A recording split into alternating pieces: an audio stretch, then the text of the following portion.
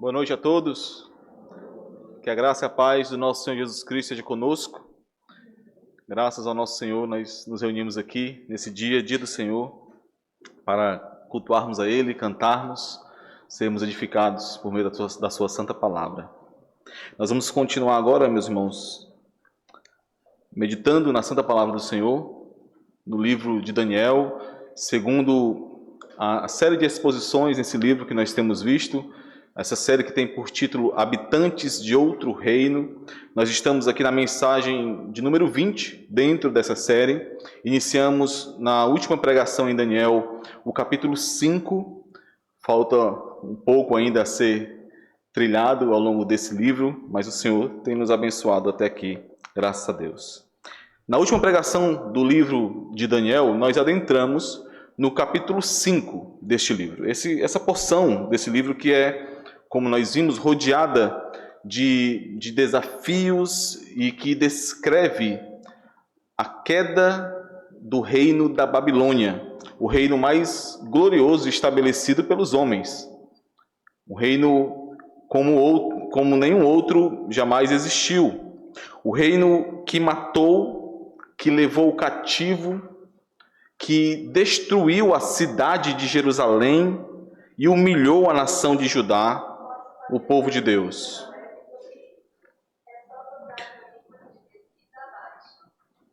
Vou lembrar mais uma vez que todos desliguem o celular, por favor, irmãos. Quase 70 anos se passaram desde o dia em que o Senhor entregou Jerusalém nas mãos de Nabucodonosor, como nós vimos no primeiro capítulo de Daniel. Quase 70 anos.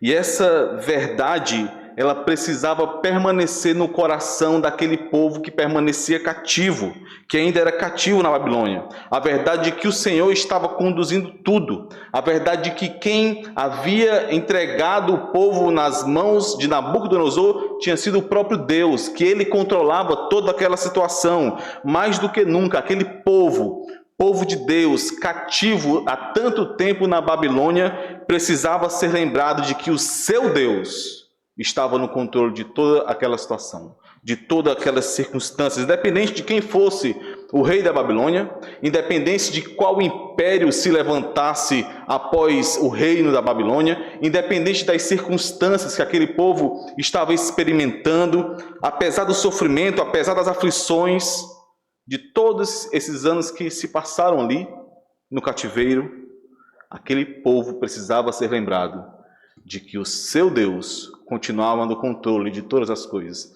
E mais, que valia a pena permanecer fiel a esse Deus, apesar das circunstâncias. Os reinos desse mundo, a Babilônia ou qualquer outro reino, não tinha nada a oferecer a nenhum deles. Mesmo que eles fossem cativos, mesmo que eles fossem miseráveis, nenhum reino, nem Babilônia ou qualquer outro reino poderia oferecer segurança, poderia oferecer estabilidade, poderia oferecer alívio, conforto, satisfação, contentamento. Não, nada. Nenhum dos reinos deste mundo poderia oferecer nada a estes. Irmãos, como essa verdade precisa permanecer também no meu e no seu coração. Precisa permanecer. Nós que peregrinamos nesse mundo, sendo habitantes de outro reino, essa verdade precisa permanecer no meu e no seu coração. Não importa o quão difíceis estejam as coisas para você. Não importa quanto este mundo esteja te batendo, te surrando. Os reinos deste mundo, as estruturas de poder deste mundo, os ídolos deste mundo, nada podem oferecer a ninguém. Eles prometem, é verdade, mas não podem oferecer. Você busca segurança, você busca estabilidade, você busca felicidade, descanso para você, para a sua família. Tudo bem, não há problema em buscar tais coisas. O ponto é que as estruturas de poder deste mundo, os reinos deste mundo, não podem entregar tais coisas a você. Eles prometem, oferecem, mas não podem entregar. Não a verdadeira segurança. Não a verdadeira felicidade. Somente no Senhor a verdadeira segurança. Somente no Senhor a verdadeira felicidade. Ele é a minha rocha, a minha salvação, o meu alto refúgio. Ele é a minha alegria, a minha porção, a minha herança. Nele eu espero. Você tem pregado essas verdades ao seu coração? Você tem ensinado essas verdades ao seu coração? Ou você tem esperado nesse mundo? Ou você tem esperado nos reinos deste mundo? Quem é a tua segurança? Quem é a tua segurança? Onde está, em quem está a tua felicidade? O que é mais valioso para você? Você que está aqui hoje, está ouvindo essas palavras aqui hoje. O que é mais valioso para você? Ter mais tempo para edificar um lar que glorifique ao Senhor? Ter mais tempo para caminhar com os santos deste mundo, com a igreja do Senhor, servindo ao Senhor? Ou mais tempo trabalhando para ter mais dinheiro e mais desse mundo? O que é mais valioso para você? Ensinar os seus filhos a amarem ao Senhor, a amarem a igreja do Senhor, conduzir a sua família para o Senhor, ou ter roupas novas todos os anos? Ou conseguir dar presentes à sua família todos os anos? Ou escolas melhores para poder garantir o futuro dos seus filhos? O que é mais valioso para você? Do que você abriria mão?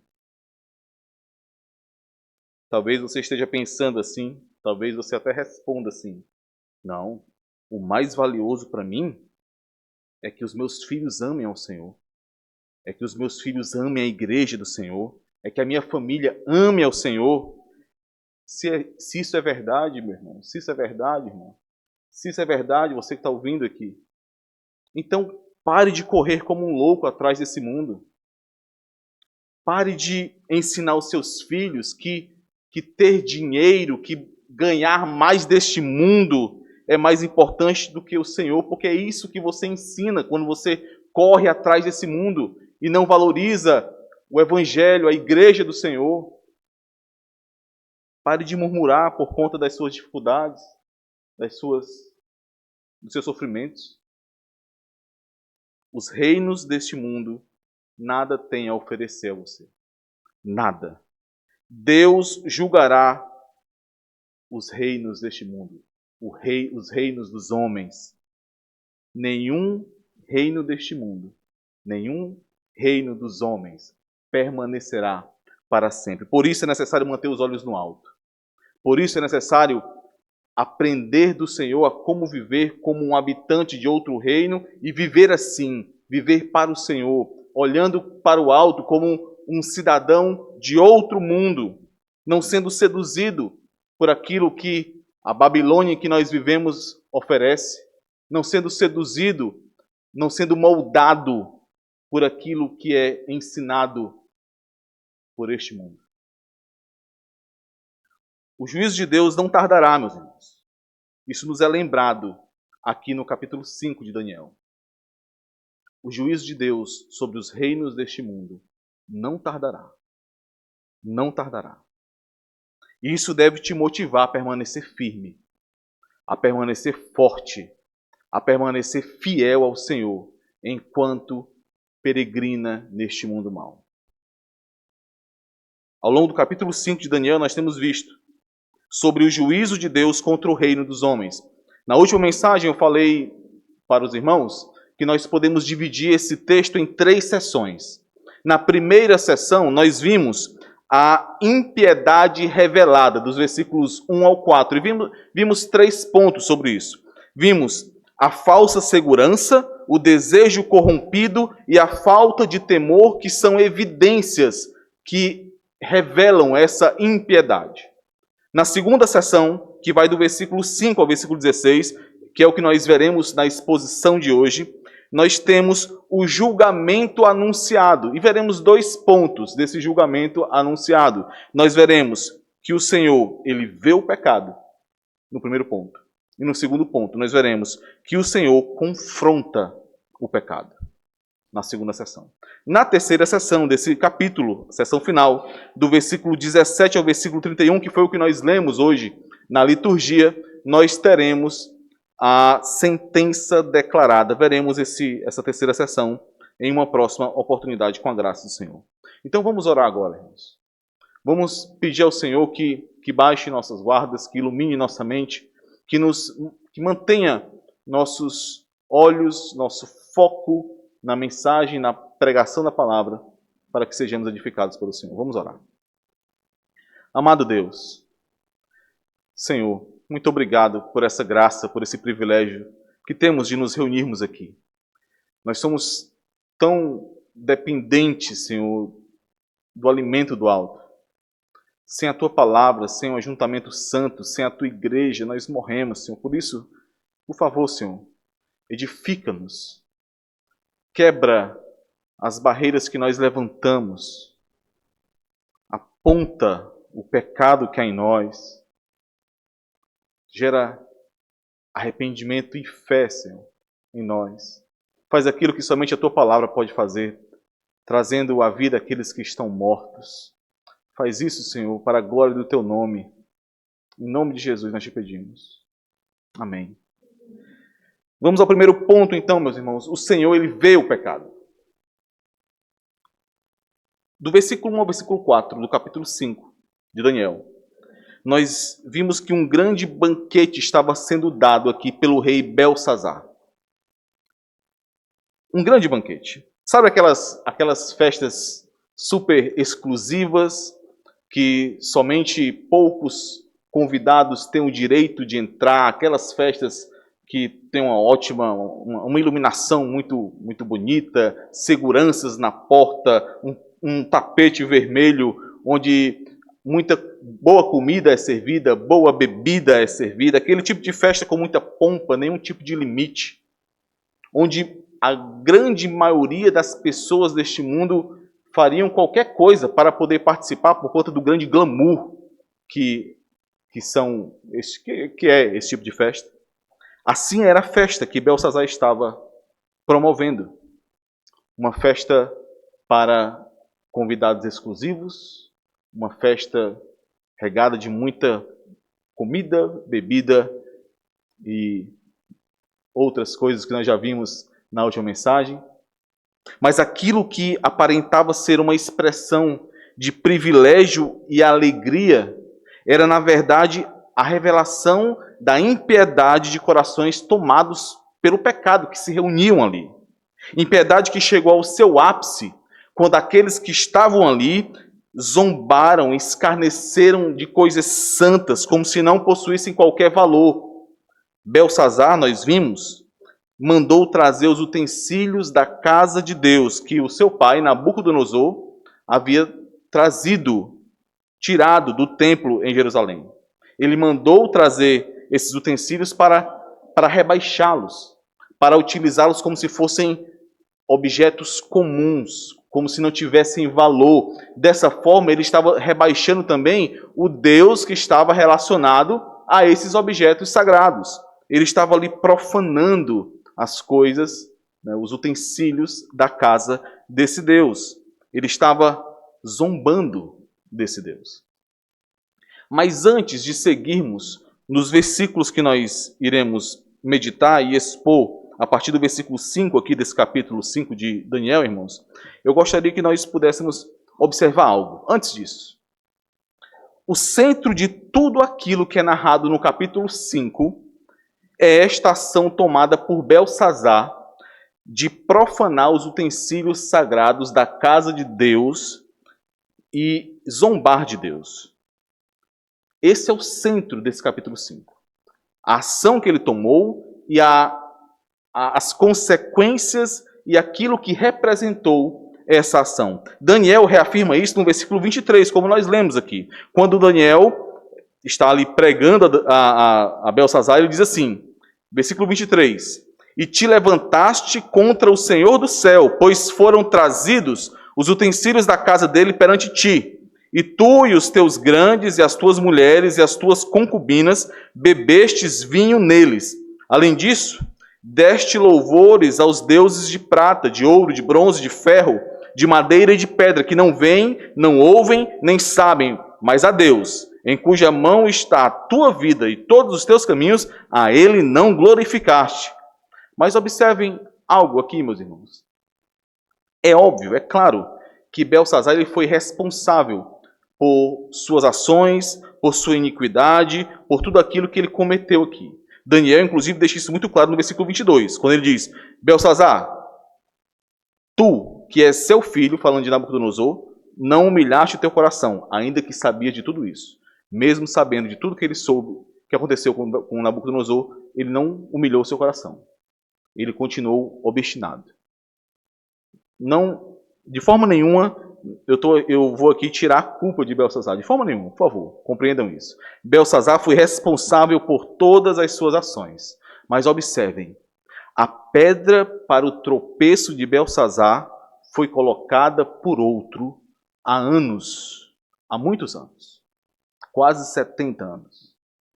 Nabucodonosor, o seu ilustre antecessor, o seu avô biológico, o seu pai, aqui utilizando a linguagem do texto que traz essa figura de alguém que prepara outro para assumir o seu lugar, para dar continuidade ao seu legado, foi Nabucodonosor que montou essa armadilha para Beltsazar. Foi ele. Mais uma vez, eu não estou aqui removendo a responsabilidade de Beltsazar, mas esse é um fato inegável que nós temos do contexto geral desse livro. Nabucodonosor, ele armou uma bomba. Armou a bomba que Beltsazar detonou naquele dia, trazendo aqueles utensílios da casa de seus deuses que estavam na Babilônia. Quando há 70 anos, Nabucodonosor trouxe os utensílios da casa de Deus lá de Jerusalém, ele não sabia, ele não imaginava, mas o seu reino cairia por conta da profanação daqueles objetos. Em linhas gerais, foi isso que aconteceu.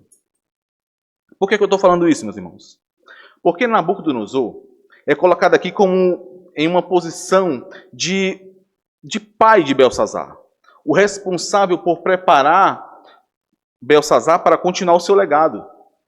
Ele é colocado como aquele que guiaria Beltsazar para dar continuidade ao reino da Babilônia.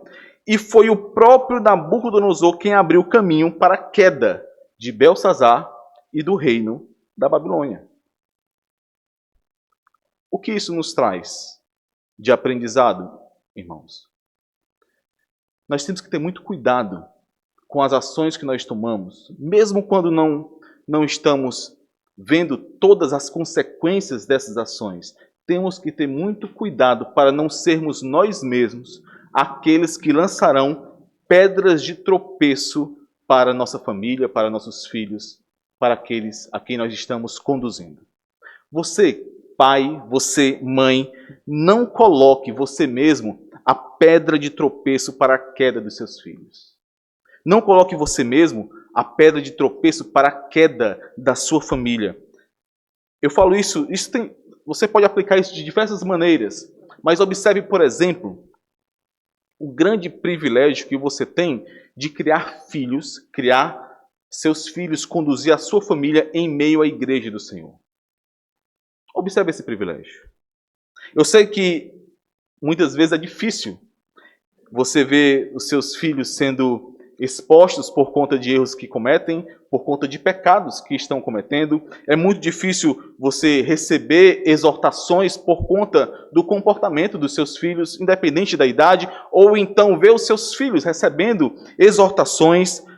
Nós ficamos envergonhados, nós às vezes nos chateamos, mas se você sabotar o agir da igreja na sua família, no meio dos seus filhos, se você desconstruir em seu filho a figura de autoridade, de valor da igreja, dos pastores da igreja, dos líderes da igreja, dos irmãos mais velhos da igreja. Se você fizer isso, você estará lançando uma pedra gigante de tropeço no caminho do seu filho. Talvez você não perceba isso hoje. Talvez você não tenha percebido isso quando você já adotou esse tipo de comportamento. Mas você estará fazendo isso. Muito provavelmente você não verá os efeitos disso agora. Mas eles chegarão. Chegarão, irmãos. Talvez você até se arrependa do que fez, mas no futuro. Mas os efeitos chegarão. Esteja atento a isso. Você pode não enxergar no momento, mas outros, que são dados como dons, presentes do Senhor para a sua vida, para a sua família, estes veem o tipo de homem, o tipo de mulher que os seus filhos se tornarão caso continuem trilhando esse caminho que tem trilhado e por isso são exortados. É isso, irmãos. Você deveria levantar as mãos para o alto por ter uma igreja, por ter líderes, por ter irmãos que se preocupam com você e com a sua família de tal modo a conduzir os seus filhos, a exortar os seus filhos, mesmo sabendo quanto isso é difícil. Cobrindo uma brecha que você mesmo deveria ter fechado antes. Você deveria agradecer ao Senhor por isso. E não ficar com raiva ou blindar os seus filhos do cuidado da igreja. Tenham atenção a isso, irmãos. Quais armadilhas você já colocou para o futuro do seu filho? Quais armadilhas? Quantas vezes você desconstruiu diante do seu filho o valor da igreja do Senhor? Com suas ações, com seu modo de viver, com seus momentos impensados. Quantas vezes? São armadilhas, são pedras que podem levar seu filho ao tropeço. Desarme essas armadilhas, irmãos. Ainda há tempo para isso. Desarme. Trabalhe intensamente junto com a igreja do Senhor, em dependência do Senhor, por meio da oração, por meio da submissão à igreja do Senhor. Se humilhe, peça perdão, fale para o seu filho como era você que estava errado naquele momento e que a igreja do Senhor estava certa. Trabalhe nisso. Trabalhe para desarmar essas armadilhas. Trabalhe para remover essas pedras que você mesmo lançou. Confie na igreja do Senhor. Confie na igreja do Senhor. Não coloque você mesmo a pedra de tropeço que levará seu filho à queda, que levará sua família à queda. Belsazar tropeçou em uma grande pedra. Nós vamos voltar agora para o nosso versículo 5. E diante disso, o julgamento foi anunciado. Versículo 5, vamos ler o versículo 5 do capítulo 5 de Daniel.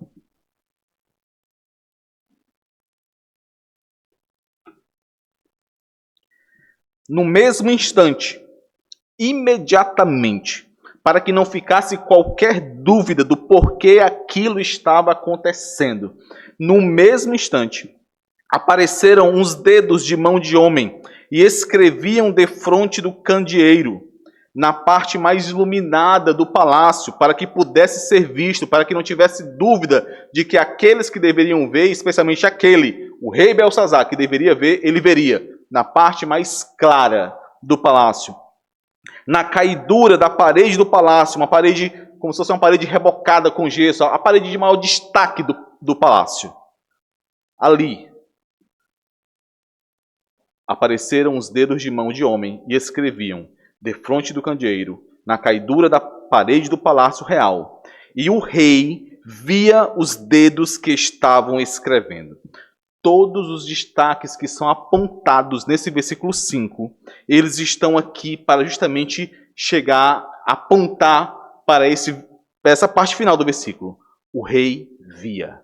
O rei estava vendo. Em Isaías, irmãos, 47, capítulos 47 e 48, nós temos ali as profecias que com mais de 100 anos de antecedência, antes do período do cativeiro, as profecias que foram dadas ali ao profeta Isaías falando sobre a queda da Babilônia. Capítulos 47 e 48 de Isaías. Vou ler o primeiro versículo do capítulo 47, só para os irmãos se ambientarem aqui. Isaías 47, 1. Desce e assenta-te no pó, ó virgem filha de Babilônia. Assenta-te no chão, pois já não há trono, ó filha dos caldeus, porque nunca mais te chamarás a mimosa e delicada. Em especial, nos versículos 10 e 11 desse mesmo capítulo 47, nós vemos algo muito interessante, irmãos. Algo que é personificado nesse momento descrito em Daniel capítulo 5, momento que Belsazar está passando. Isaías 47, 10 e 11. Olha o que o profeta está falando aqui como boca do Senhor. É o Senhor falando aqui. Por que confiaste na tua maldade e disseste, não há quem me veja? A tua sabedoria e a tua ciência, isso te fez desviar. E disseste contigo mesma, eu só, e além de mim não há outra. Pelo que sobre ti virá o mal que por encantamentos não saberás conjurar. Tal calamidade cairá sobre ti, da qual por expiação não te poderás livrar. Porque sobre ti, de repente, virá tamanha desolação, como não imaginavas. Se nós olharmos para a cena descrita aqui em Daniel 5, dos dedos de Deus escrevendo na parede, os mesmos dedos que escreveram os 10 mandamentos nas tábuas de pedra. Se nós olharmos para essa cena, tendo em mente esses versículos do capítulo 47 de Isaías, que tratam sobre a profecia da queda da Babilônia, se olharmos para essa cena, tendo em mente esses versículos, nós poderemos compreender um pouco melhor aquilo que está sendo descrito no capítulo 5, versículo 5 de Daniel. O Senhor está apontando aqui a falsa segurança de pecar contra o Deus Todo-Poderoso, achando que pode passar desapercebido. Como quando ele diz, em tua maldade disseste, não há quem me veja.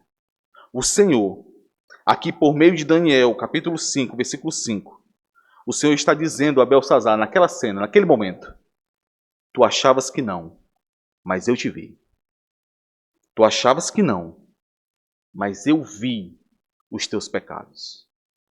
Eu vi. A tua maldade não passou desapercebida. A tua soberba, o escárnio, a zombaria não passaram desapercebidas.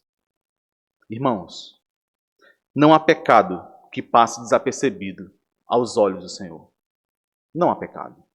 Não há pecado que não ofenda a santidade do Senhor. Aquele cujo rosto é como um relâmpago, aquele cujos olhos são como tochas de fogo, este diz, conheço as tuas obras. Eu vi. Eu vejo o teu pecado. Não pense que Deus não tem visto o teu pecado. Não imagine isso. Não confunda. Nós somos muito rápidos em confundir misericórdia com fraqueza. Não confunda misericórdia com fraqueza. Não vos enganeis, de Deus não se zomba, pois aquilo que o homem semear, isso também colherá, ceifará. O seu pecado não passa desapercebido, homem. Não passa. A sua malícia não passa desapercebida, mulher. Não passa. Você até consegue esconder os seus pecados dos seus pais. Você, jovem, você, criança, algumas vezes parece que deu certo mentir, né? Não, aconteceu só na escola. Ninguém viu. Ninguém vai saber. Algumas vezes parece que deu certo. A mentira parece que funcionou. Algumas vezes parece que passou desapercebido. Algumas vezes parece que você conseguiu disfarçar bem quando ficou com raiva do seu pai. Quando você não queria obedecer à sua mãe e no seu coração você gritou contra ela. Você a odiou em seu coração. Ela não ouviu. Ela não pôde perceber o seu pecado. Mas não se engane. Não se engane. O Deus Todo-Poderoso estava lá. Ele viu. Ele viu. Ele vê, igreja. Ele vê quando você está de namorico com o mundo, com o presente século. Ele vê. Ele vê você se gastando, morrendo, matando por porcarias que a ferrugem e a traça corrompem. Ele vê. Ele vê aquilo que o seu cônjuge não vê. Ele vê aquilo que o seu pastor não vê, mas ele vê. O Senhor vê. O Senhor vê o nosso pecado quando nós zombamos da sua glória. Ele vê. Não há como se esconder dos olhos do Senhor. Não há como se esconder dos olhos de Deus. O que ele tem visto? Pense agora aí, você. O que o Senhor tem visto? O que o dedo de Deus escreveria nessa parede aqui, agora, sobre o que ele tem visto em você, na sua vida, na sua conduta? O que ele escreveria? Será que ele escreveria imoral? Será que ele escreveria mentiroso? Será que ele escreveria condenado? O que ele escreveria? O que o Senhor tem visto, irmãos?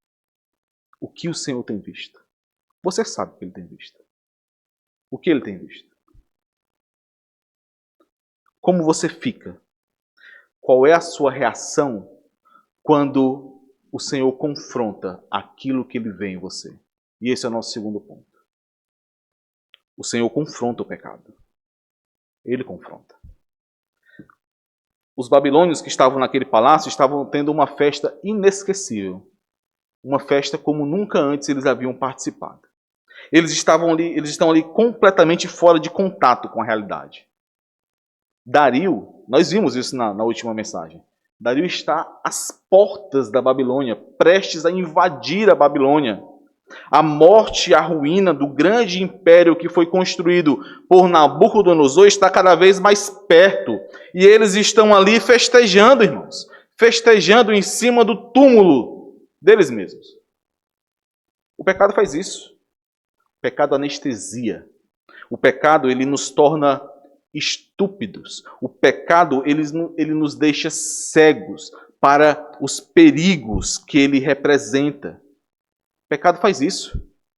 É por isso que quando alguém está obstinado em algum pecado, este alguém ele usa argumentações e desculpas que só ele mesmo acredita. É um próprio efeito do pecado. É por isso que você não deve aceitar essas desculpas. Você, pai, você, mãe, não aceite que seus filhos sejam vencidos pela própria estupidez deles. Você, marido, não deixe que a sua esposa seja vencida pela estupidez do pecado que ainda habita nela. Você, meu irmão, não deixe que seu irmão seja vencido pela estupidez do pecado que ainda habita nele. Não deixe. Belsazar estava ali anestesiado, abobalhado em meio ao pecado, mas de repente caiu a ficha dele. De repente ele viu dedos como de mão de um homem que escreviam na parede do seu palácio. Qual foi a reação dele? Vamos ler, versículos 6 a 9 agora. Então se mudou o semblante do rei, e os seus pensamentos o turbaram. As juntas dos seus lombos se relaxaram, e os seus joelhos batiam um no outro. O rei ordenou em voz alta que se introduzissem os encantadores, os caldeus e os feiticeiros. Falou o rei e disse aos sábios da Babilônia: qualquer que lê esta escritura e me declarar a sua interpretação, será vestido de púrpura, trará uma cadeia de ouro ao pescoço e será o terceiro no meu reino. Então entraram todos os sábios do rei, mas não puderam ler a escritura, nem fazer saber ao rei a sua interpretação. Com isto se perturbou muito o rei Belsazar, e mudou-se-lhe o semblante, e os seus grandes estavam sobressaltados. A cor do rosto de Belsazar mudou. Aquele rosto que estava vermelho e corado, em meio à festa, em meio à bebida, passou rapidamente a ser um rosto branco, pálido. A sua mente ela foi a 1000 por hora. A sua mente ficou perturbada de medo, apavorado. Ele ficou sem forças e os seus joelhos batiam um no outro. Tamanho era o terror que ele estava experimentando. Belsazar ele ficou descontrolado. Muitos intérpretes desse texto acreditam que essa expressão aqui, as juntas dos seus lombos se relaxaram, ou em outra versão, os seus membros cederam, muitos intérpretes acreditam que essa expressão pode se referir, é um eufemismo para a perda do controle da bexiga e do intestino de Belsazar, deixando ali, naquele momento, uma mancha debaixo dele. Muitos acreditam que esse é um eufemismo para isso. O rei Belsazar estava aterrorizado, irmãos. Estava humilhado ali diante das figuras mais importantes do seu reino, os 1000 dos seus grandes que ele convocou. Ele começa então a gritar desesperado para que os seus sábios viessem acudi-lo, mas ninguém pode fazer nada por ele. Então ele se perturba ainda mais. E ao ouvir os gritos do seu filho, a rainha-mãe, provavelmente a mãe de Belsazar, ela entra na festa, ela não estava participando daquela festa, mas ela entra para trazer a solução para o seu problema. Vamos ler versículos 10 a 12. A rainha-mãe, por causa do que havia acontecido ao rei e aos seus grandes, entrou na casa do banquete e disse: ó rei, vive eternamente. Não te turbem os teus pensamentos, nem se mude o teu semblante. Há no teu reino um homem que tem o espírito dos deuses santos. Nos dias de teu pai se achou nele luz e inteligência e sabedoria, como a sabedoria dos deuses. Teu pai, o rei Nabucodonosor, sim, teu pai, ó rei, o constituiu chefe dos magos, dos encantadores, dos caldeus e dos feiticeiros, porquanto espírito excelente, conhecimento e inteligência, interpretação de sonhos, declaração de enigmas e solução de casos difíceis se acharam neste Daniel, a quem o rei pusera o nome de Beltesazar. Chame-se, pois, a Daniel, e ele dará a interpretação. Daniel tinha aqui, irmãos, por volta de 80 anos. Já era um homem velho, um homem idoso. Ele estava aqui afastado das funções que um dia ele ocupou naquele reino, como um governador da província da Babilônia. Provavelmente ele foi colocado de lado após a morte de Nabucodonosor. Ele estava isolado, de lado total. Mas mesmo depois de tantos anos, Daniel foi lembrado por sua luz, por sua inteligência e por sua sabedoria. Tudo isso resultado do Espírito de Deus que habitava nele.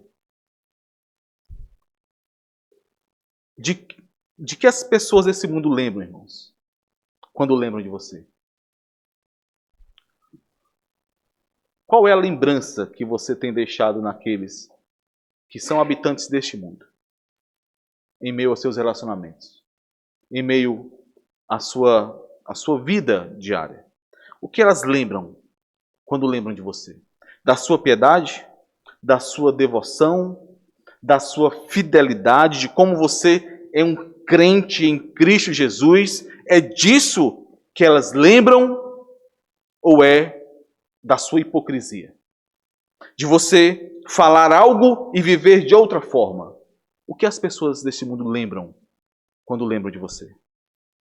As pessoas deste mundo te procuram quando buscam esperança? Quando estão angustiadas? Quando precisam ouvir a voz de Deus? É de você que elas lembram? Se não, por que não lembram?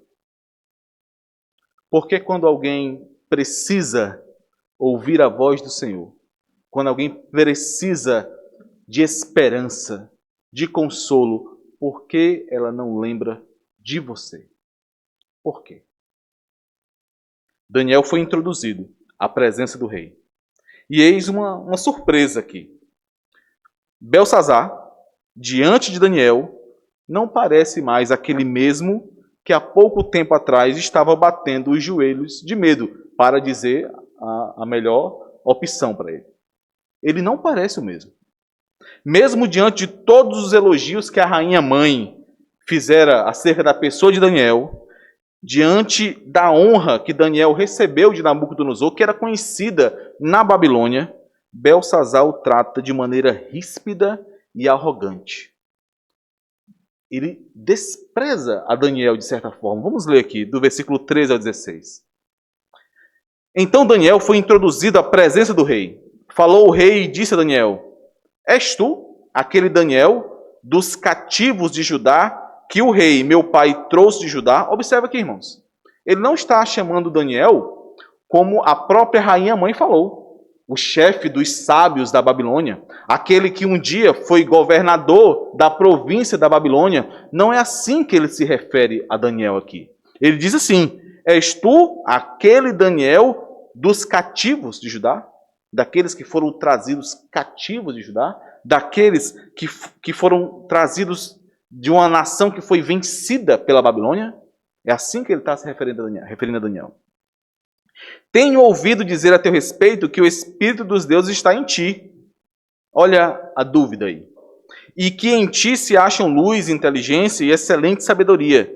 Acabam de ser introduzidos à minha presença os sábios e os encantadores, para lerem esta escritura e me fazerem saber a sua interpretação. Mas não puderam dar a interpretação destas palavras. Eu, porém, tenho ouvido dizer de ti que podes dar interpretações e solucionar casos difíceis. Agora, se puderes ler esta escritura e fazer-me saber a sua interpretação, serás vestido de púrpura, terás cadeia de ouro ao pescoço e serás o terceiro no meu reino. A postura de Belsazar mudou aqui. Ele não parece mais o mesmo desesperado de pouco tempo atrás. Ele não parece o mesmo perdido de pouco tempo atrás. Embora não perceba, ao desonrar, ao desprezar o servo do Deus Altíssimo, Belsazar continuava zombando do Senhor. Porque ele desprezava aquele que era um instrumento do Senhor, para que ele pudesse receber ali aquela instrução. Como você tem reagido quando o Senhor confronta o seu pecado? Como você reage? Como um crente ou como um ímpio? Como você reage à confrontação do pecado? Como você acha que o Senhor confrontará o seu pecado? Como? Você está esperando que o dedo de Deus escreva na parede do seu quarto para que então você tema ao Senhor e se dobre diante dele? É isso que você tem esperado? O juízo de Deus é anunciado através dos instrumentos que ele separou para isso hoje.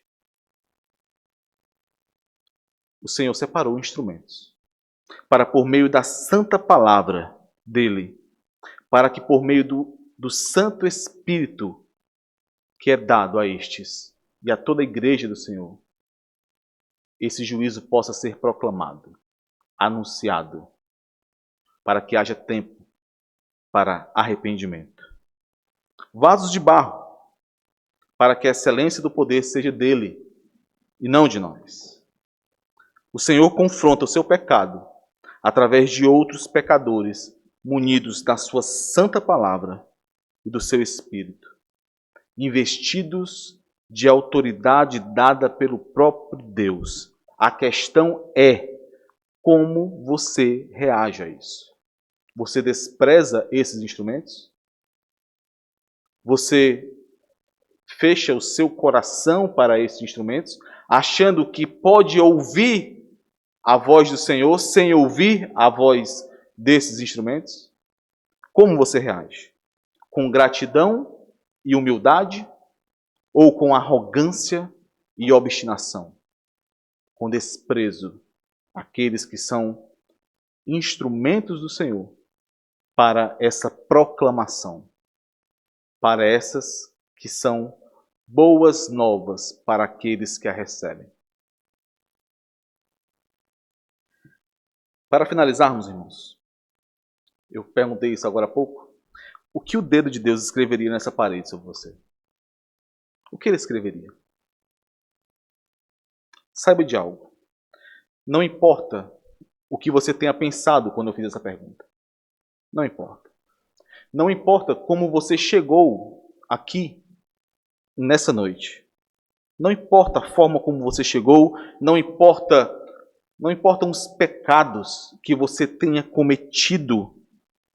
As boas novas do Evangelho nos garantem que o próprio Deus providenciou a borracha que pode apagar a culpa dos seus pecados, que pode apagar o escrito de dívida que existe em seu nome. O Senhor providenciou.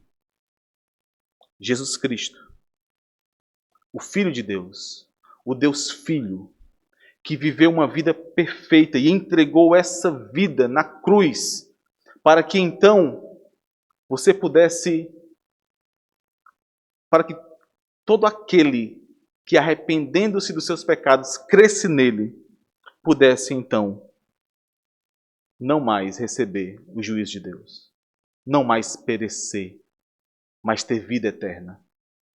Jesus Cristo. Todo aquele que crê no nome de Cristo, na sua obra, todo aquele que se arrepende dos seus pecados e se lança diante dos pés de Cristo, todo este pode ter a certeza de que tudo aquilo que permanecerá escrito sobre ele é perdoado, justificado, sem condenação, salvo pelo sangue de Cristo, Filho de Deus. Esse é o único escrito que permanece acerca daqueles que creem no nome de Cristo Jesus. O juízo de Deus logo derribará todas as estruturas desse mundo caído. E somente permanecerá de pé aqueles que estiverem na rocha, aqueles que estiverem em Cristo Jesus, aqueles que forem feitos filhos de Deus por meio do sangue dele. Somente assim você poderá escapar do juízo de Deus. Somente assim. Que essa palavra tome o seu coração. Que essa palavra te leve para diante da cruz, para clamar ao Senhor por essa salvação. Vamos orar.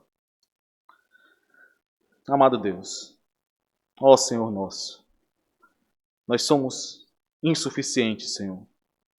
Somos pecadores, miseráveis, merecemos o castigo eterno, a morte eterna. Mas o Senhor, de maneira tão misericordiosa, em amor, nos entregou teu único Filho, para que todo aquele que nele crê não pereça, mas tenha vida eterna. Ó Senhor, essa fé não vem da nossa mente, do nosso intelecto. Somente o Senhor pode dar essa fé.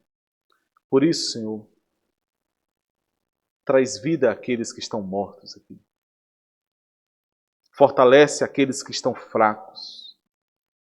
Renova a esperança dos abatidos, Senhor. A tua palavra tem poder para isso. Somente o teu Santo Espírito pode agir dessa maneira. Faz assim, Senhor. Faz assim, Pai. Que sejamos instrumentos da proclamação do juízo que virá. E também, Senhor, do maravilhoso amor que resgata, que salva pecadores por meio de Cristo Jesus. Em nome dele nós choramos. Amém.